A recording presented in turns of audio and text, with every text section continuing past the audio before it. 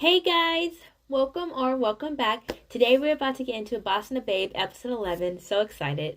Episode 10 was basically heavy on GunCher and Thorpe, the little brother. Thorpe ended up in jail, so Gun and Cher went to go help him, get him out of jail. They kind of used the family business, which I feel like is going to come back to bite us in a little bit, but we'll find out later. And then, the Thorpe's mama and stepdaddy came down, and stepdaddy went off, and then and then Gun pushed him. Best scene, hands down. And then they got him out. They went home. Sheriff found out that the stepdaddy was assaulting his best friend, and that's why she committed suicide, because she ended up with his baby. And then Thorpe and Gun finally accepted each other. It was a beautiful moment. And then the tabloids found out that Gun and Cher was at the police station, and they reported it thinking that Gun was into drugs, which he's not. But Mama came down because perception is everything in their society, and basically told Cher to leave her son alone, and he agreed. And then he went back to his friends, and the friends were like, "Calm down, fam. Okay, make sure Gun doesn't want to hang out with you first." And then he kind of agreed, but I don't really think he did. And then he went to Gun, and they had a beautiful night of washboard abs, and that's where we are. So, thank you for coming to my TED Talk, and without further ado, let's get into it. Last episode. That means we're gonna get our lives together. Episode 11. That mess hurt. I knew it was coming, but it hurt still. I knew it was coming though, but it. Episode 11. Okay, so the only thing I noticed about this episode was that something was wrong. Every single time.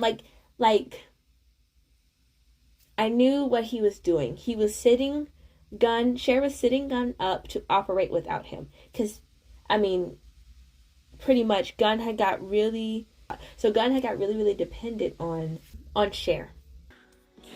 It's just an hour of happy. Those are my favorite episodes. The last episode where we got past the drama, we got past the issues, and it's just an hour of happy.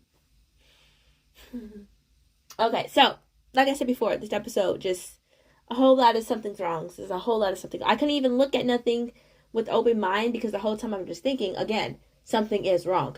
But it's fine. They showed me what was wrong.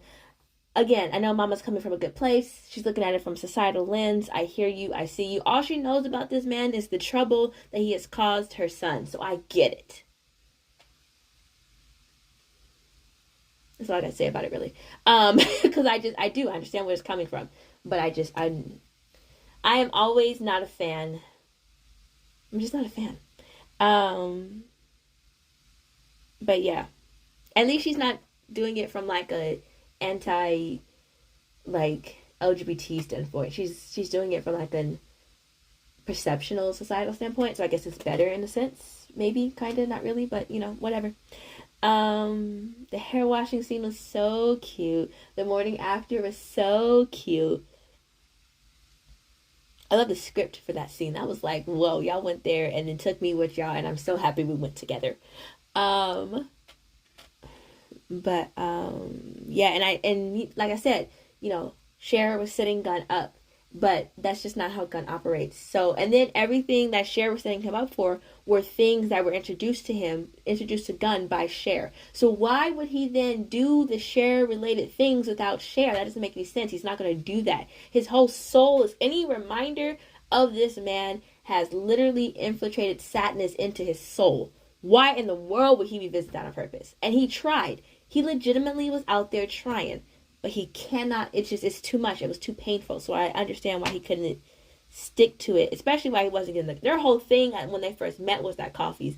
He was not touching them coffees for sure, 100%. The food, I understand why he tried it, right? Even the being nice, I understand why he tried it. But that coffee, he was not touching that coffee from like a 10-foot pole. Not happening. What else? It was so good though. Yeah, so I thought that part 3 was the end, but it wasn't. It was actually part 4. So, and the will you be my boyfriend? I knew what he was doing. He was setting himself up to be equal to Gun, and it made sense. He had to finish school. He was a little younger, so he had to do what he was capable of doing to elevate himself, and that was graduating with honors. That's a huge respect. Um, Especially since school is taken so seriously culturally. Like I completely understand where that standpoint is. So I get what he was doing. I wish he kind of could have communicated a little bit better. He wrote a letter, and the only thing on the letter that he didn't write was, "I'll be back after graduation." Because originally, honest to God, I do not think he was coming back.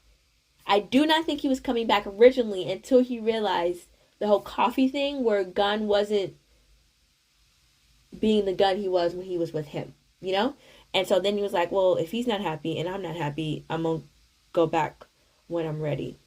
And he was ready because he graduated honors. He did what he needed to do to feel like he was an equal to Gun. And I'm not mad at him. I want him to live his best life with Gun. So whatever he needed to do to get there. And the next episode looks like they're going to talk to the mom, saying that they're going to still have their relationship.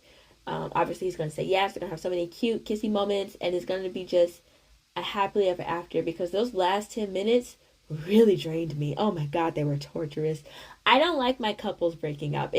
I feel like I'm breaking up. Like watching these shows, any BLGL lover will tell you, watching these shows, and especially since we only get one season of these shows usually, so they impact so much emotion and so much into this one season that you are literally living, you the watcher are living your lives with these characters, right? So when they have heartbreak, you have heartbreak. When it looks like somebody's cheating on them, you feel like you're being cheated on. When they break up, you're breaking up. Like you are literally living parallel lives with these people for the 12, 13 weeks that the show is on, not even including the trailers that hooked you in the first place. And so like you're literally on this roller coaster with these characters. And so of course when the show ends, of course you still have that residual like love and attachment to the actors, because these characters, like literally you live through emotionalness with these characters. So it totally makes sense. But you obviously, we realize the difference between a character and an actor, but it's still like living that. Like I felt like I was with Gun and Cher when they broke up, and now I'm there with Gun being like, Cher, what you doing, boo? And Cher's like, hi, I'm back. And I'm like, okay. At first I was kind of going to be like, you know what, let's ride that petty train for a second. But then realizing that if he rode the petty train, I would also have to ride the petty train. I was like, no, let's not do that. Let's jump straight into the I forgive you, straight into the boyfriend, straight into the I love yous. Like, let's skip all the messy stuff and just be happy for an hour. That's what I want. I want happiness for an hour, and I think we're going to get it. I'm so, so happy. I would love to hear about your favorite scene in this episode down in the comments below. And yes, I thank you for watching. I hope you enjoyed this video, and I'll see you guys next time.